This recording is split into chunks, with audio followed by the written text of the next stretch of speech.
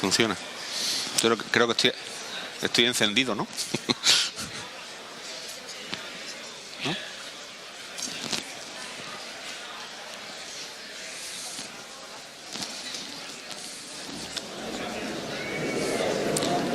¿No va eso?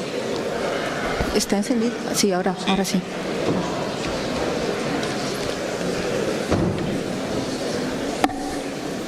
Hola, buenos días, buenas tardes.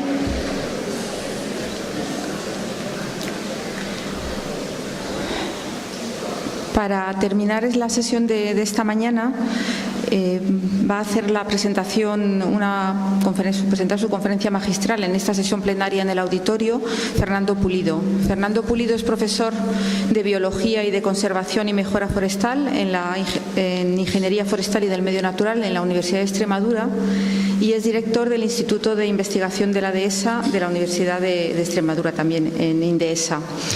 Esta conferencia está enmarcada dentro de toda una jornada que tiene a la Dehesa como protagonista principal, con el seminario que se ha desarrollado en su primera parte en esta sesión, que continúa esta tarde y que continuará también en el recinto ferial, en la zona que está debajo del Palacio de Congresos, con 2 talleres también relacionados con la Dehesa y a los que os invitamos a que todos acudáis. Gracias. Muy bien, buenas tardes. Entiendo que se oye bien.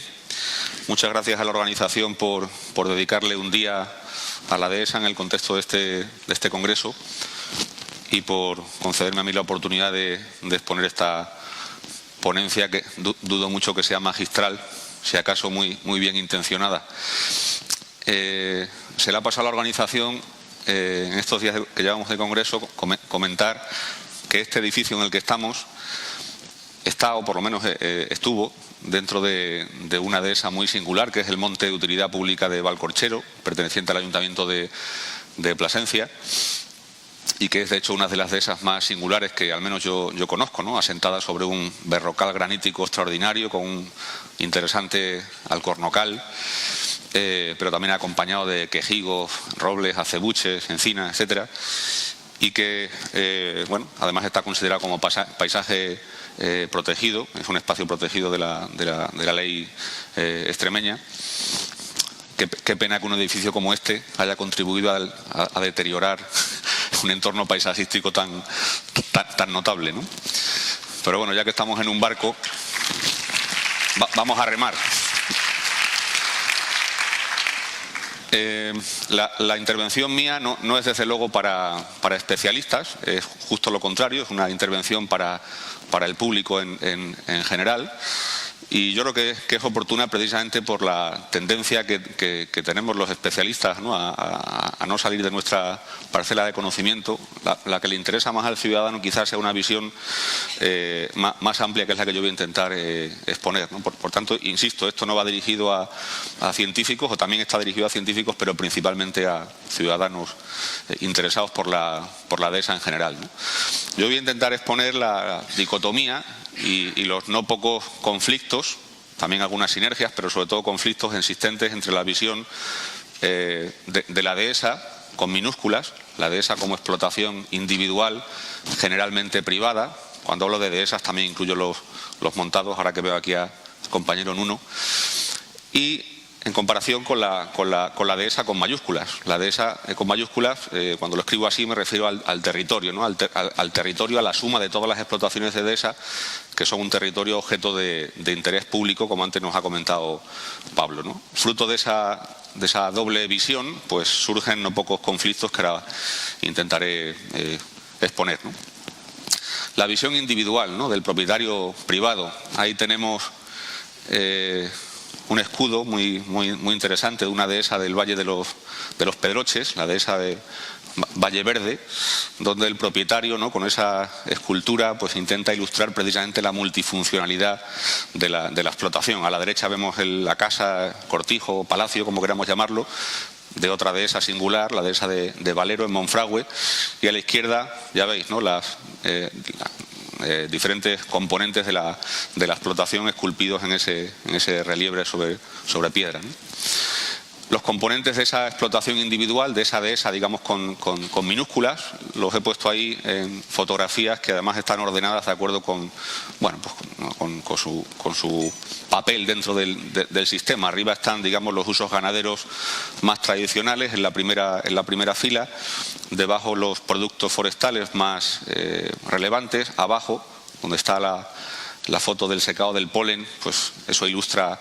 eso que llamamos productos secundarios de las dehesas y que a veces se convierten en primarios. Y en la esquina inferior derecha, pues dos imágenes que ilustran el uso recreativo, bien cinegético con el jabalí, o bien pues el que se refiere al toro de Lidia, al taurismo, ¿no? Como llaman muchas de las personas que están trabajando ahora en el turismo del toro de Lidia, el taurismo, y que son quizás los componentes de la dehesa que ilustran esos servicios recreativos a los que antes ha aludido Pablo y que están, digamos, ocupando un lugar en la dehesa cada vez más predominante, ¿no? Es muy interesante, aunque esto no está estudiado, no busquen cifras en Internet ni en ninguna otra parte. Aquí el que quiere cifras en la dehesa se las tiene que currar, se las tiene que fabricar, porque no existen en casi ningún aspecto. Sobre todo cifras del entramado social que rodea la dehesa y del entramado económico, ¿no?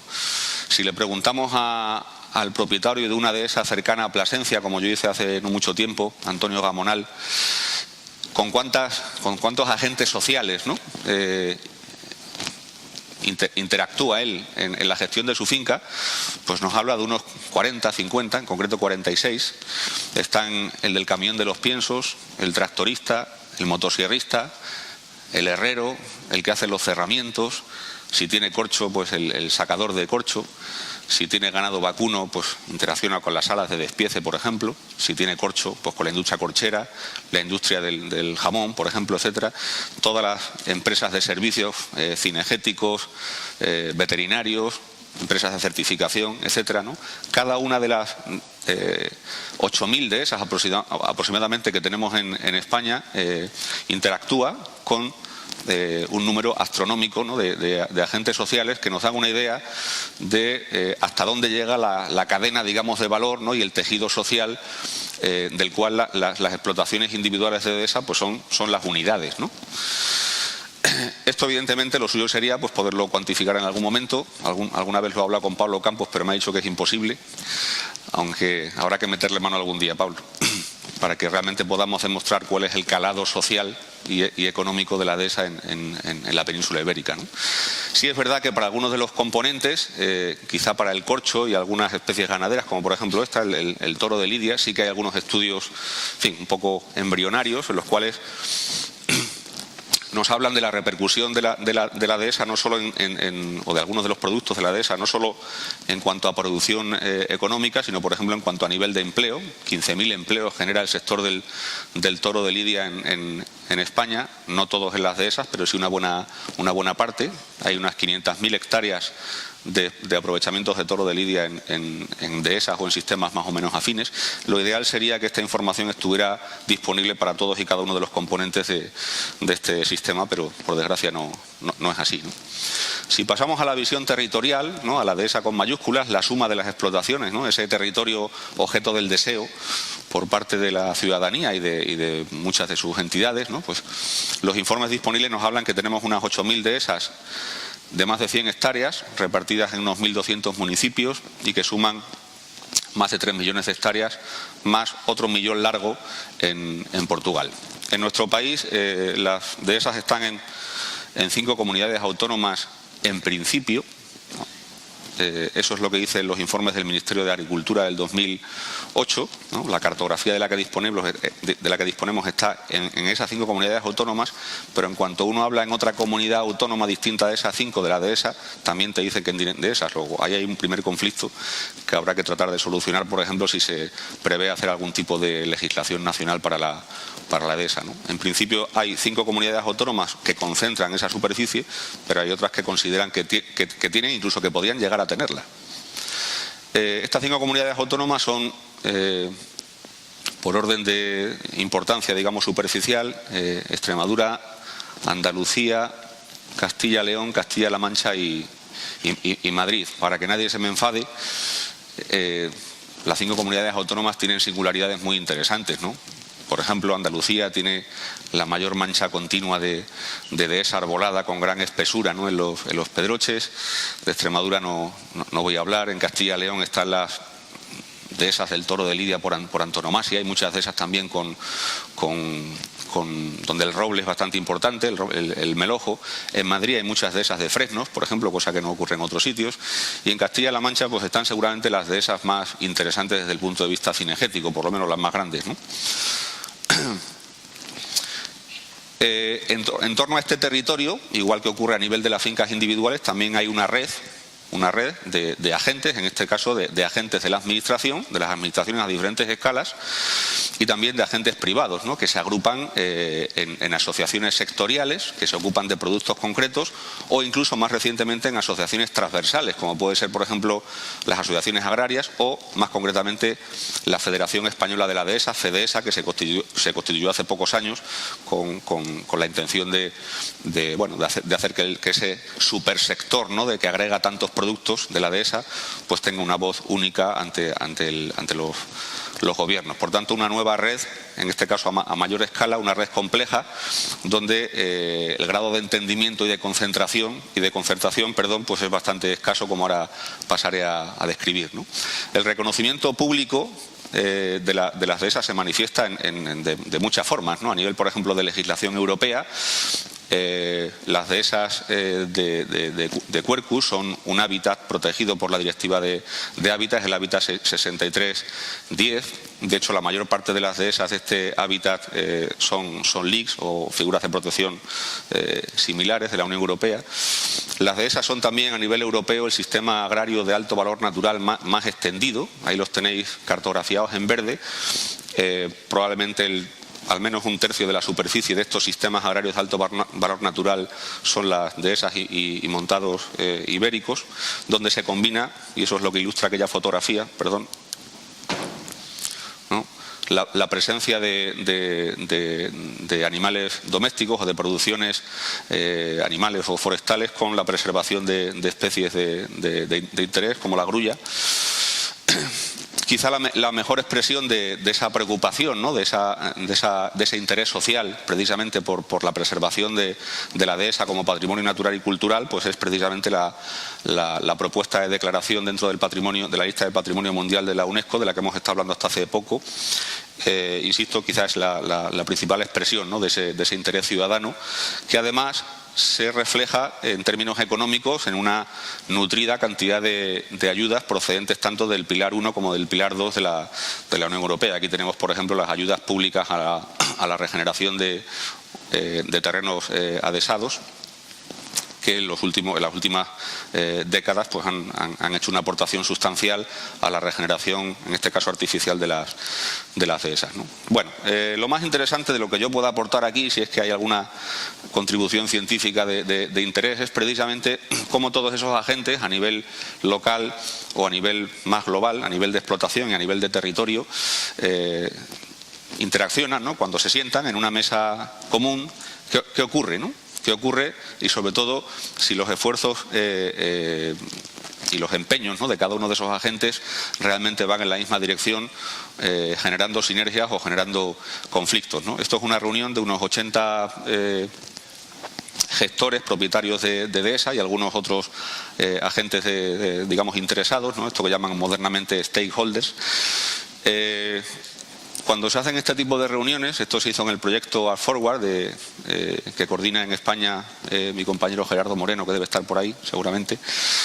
Cuando se encuesta a estas personas y se les dice que otorguen pues una puntuación según su grado de preocupación por diferentes aspectos relacionados con la dehesa, esto además es una tendencia que se repite, no ocurre solo en esta encuesta, ocurre en más, pues muestran una preocupación, digamos, prioritaria por cuestiones relacionadas con la conservación del arbolado y con lo que podríamos llamar la autosuficiencia de las explotaciones en términos de producción vegetal y de manejo ganadero. Sin embargo, las cuestiones relacionadas con la política y sobre todo la gobernanza, es decir, el cómo nos entendemos aquellos agentes interesados por la dehesa, pues juegan un papel, como veis aquí, muy secundario, ¿no? Parece que no es un tema que importe, quizá porque a lo mejor se ha perdido la esperanza de que podamos entendernos de forma, digamos, eficiente, ¿no? Ya digo que es un tema que se repite, ¿no? Esta postergación de las cuestiones relacionadas con la gobernanza y el entendimiento de los diferentes agentes, ¿no?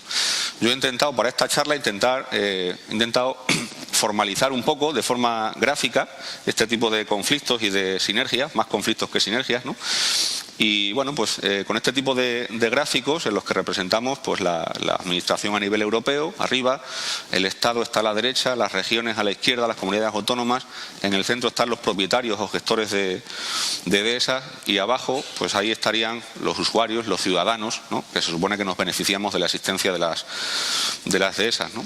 Como veis, o como veremos ahora, la mayor parte de las interacciones entre todos estos agentes pues son bastante conflictivas, ¿no?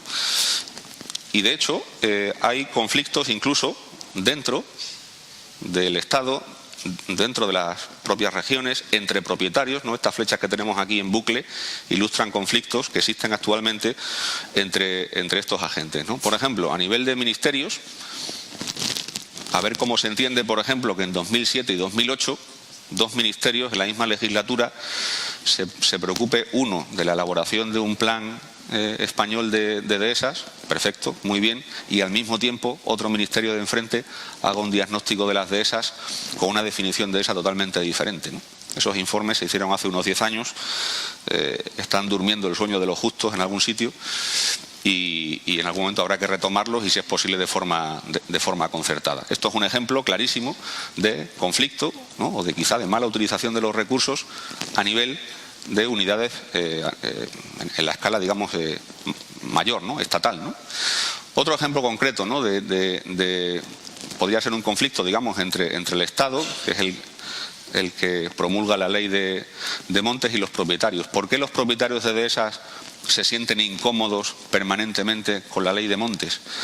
Pues puede haber muchas razones y seguramente también habrá razones por las que no deberían sentirse incómodos, porque la ley de montes en cierto modo es la que garantiza un poco la conservación de los componentes principales en los que se sustenta la producción de la dehesa. Pero es que la ley de montes no menciona la palabra dehesa en ningún momento de su texto. Habla de terrenos adhesados en el artículo 2 y en el resto de la ley se olvida de las dehesas. Dice que es competente para los componentes, digamos, forestales, muy bien, porque las dehesas, de hecho, los montes las dehesas son terrenos forestales, no son terrenos agrícolas ni urbanos, pero precisamente por eso debería incluirse una mención más amplia y más explícita en esta ley acerca de las dehesas. No nos extrañe entonces que los propietarios no se sientan, digamos, concernidos, ¿no? Por esta manía, digamos, tan nuestra de tratar las cosas un poco en capas, ¿no? La dehesa es un sistema multifuncional, pero las leyes regulan diferentes capas, la forestal, la agraria, todas ellas por separado y con poca interacción entre ellas, ¿no? Fruto de eso, pues viene este problema, por ejemplo, ¿no? Un conflicto entre la Unión Europea, los Estados miembros, en este caso España, y las regiones, ¿no? Un conflicto en torno al coeficiente de admisibilidad de pastos, ¿no? Por el cual la Unión Europea nos dice, y los Estados aceptan, que la superficie de pasto que está debajo de los árboles no es admisible a efectos de subvenciones. Bien, esto es un tema que ahora se está arreglando, pero es un ejemplo claro de un conflicto que ha estado, digamos, a punto de casi cronificarse, si no hubiera sido por la intervención de algunas entidades que están peleando por oponerse a estas cuestiones, ¿no? Otro ejemplo, en este caso entre los propietarios y al menos mi comunidad autónoma, ¿no? Las reforestaciones hechas con 400 o 500 pies por hectárea cuando llegan a los 20, 25 o 30 años, para los propietarios que a lo mejor no están pensando en dedicarse a la producción corchera, pues lo interesante es poder reducir la espesura, la densidad de pies, y para eso pues se están encontrando dificultades. Sería otro ejemplo de un conflicto que parece que también está en vías de solucionarse, pero es un ejemplo de nuestra capacidad de no concertar las cosas, ¿no? Incluso entre propietarios también hay conflictos. Los propietarios cada vez están más polarizados y antes no era así.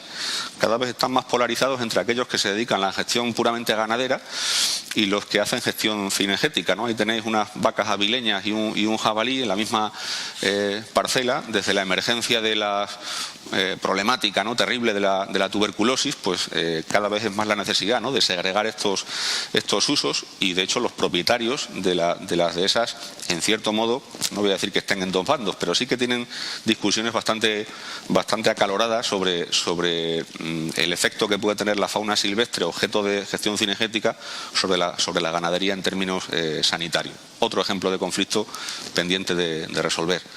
Y otro ejemplo, quizá el último ya, por no aburrir, entre propietarios y ciudadanos, ¿no? Los usuarios, digamos, de las dehesas, pues en términos recreativos, por ejemplo, podríamos pensar, cuando al propietario de una dehesa se le da una ayuda pública, entendemos que debería ser condicionada al mantenimiento de una condición razonablemente saludable de las dehesas, y no ayudas públicas para pagar la destrucción de las dehesas, como ocurre aquí debajo, ¿vale? Y al contrario, el propietario también puede pensar que hay una buena parte de servicios que le está aportando a la sociedad que no le son remunerados, de lo cual surge otro tipo de conflicto. Y este sí que es el último, relacionado, por ejemplo, con la gestión de la seca y las administraciones a nivel estatal y regional, en concreto los centros de investigación. Los propietarios de la seca, de dehesas con seca, con esta patología terrible del arbolado, pues ya empiezan un poco a cansarse de que después de 20 o 30 años de inversiones de dinero en esta cuestión, pues los investigadores no seamos capaces de darles una solución, ¿no? Y probablemente tienen razón, pero también tendría razón el investigador cuando el propietario le dice: ¿por qué no me curas la seca?, si ese propietario no ha hecho nada para que su arbolado se regenere.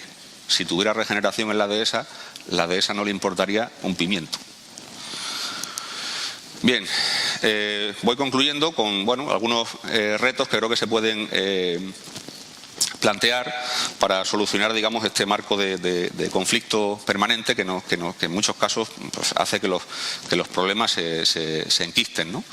Primero, hace falta clarísimamente, y ahí hay un consenso entre el mundo académico, los productores de las dehesas, todo el mundo, en que hace falta un nuevo marco legal que considere explícitamente las peculiaridades de las dehesas, que hace falta que las dehesas estén registradas como dehesas. Actualmente las dehesas son explotaciones ganaderas, salvo las que están amparadas por la ley andaluza, que ahora se están registrando y censando, pero en el resto del Estado eso no es así. Un propietario tiene una finca ganadera, pero legalmente no sabe si tiene una dehesa o no, porque no existe esa definición como tal.